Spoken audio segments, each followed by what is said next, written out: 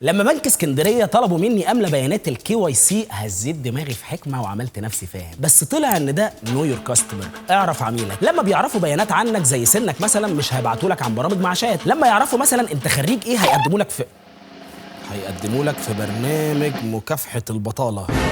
وانا عشان ما جاليش مسلسلات في رمضان السيستم اعتبرني عاطل.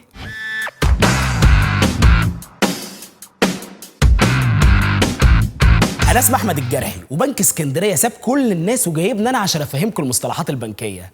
اللي بتوع بنك اسكندريه ما يعرفوهوش ان انا ببقى داخل البنك عايز اصوت واقول يا ماما، فاحنا نحاول مع بعض نفهم بعض المصطلحات البنكيه.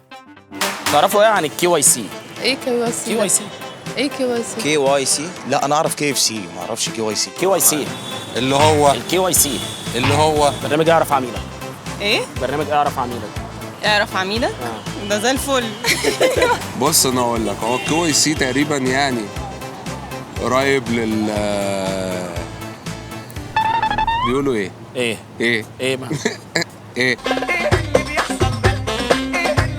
KYC ده اللي هي نو يور كاستمر، اللي هي بتبقى سيمبلي حد بيبقى بيستفسر عن العميل، لازم يبقى عنده خلفيه عن العميل، ما يبقاش بيتعامل مع عميل كده على بلا اساس. كنتاكي بتاع الزنجر بنجيب منه بنجيب منه اكل وكده. سمعت عنها ايه يا ابني؟ هو الناس بتشكر فيه. تشكر تقول ايه يعني سمعت واحد جنبك ايوه واحد يقول لك ده KYC ده جامد.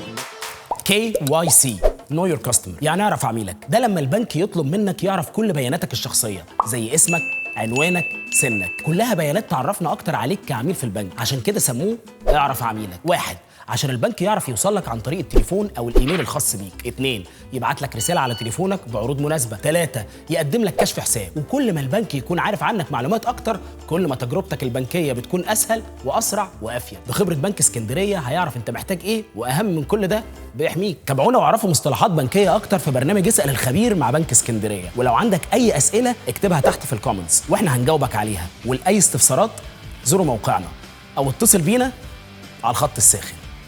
السلام عليكم. اعرف عميلك هو نظام مهم بيتطبق في كل البنوك حول العالم، والهدف من تطبيق النظام ده هو ان البنوك تقدر تعرف عملائها بشكل كامل وتساعدهم يستفيدوا من الخدمات اللي البنك بيقدمها وتسهل جميع تعاملاتهم، وده كمان عشان البنك يقدر يحميك من مشاكل كتير زي انتحال الشخصية والاحتيال المالي، ويقدر يوفر لك الأمان الكامل لتعاملاتك البنكية.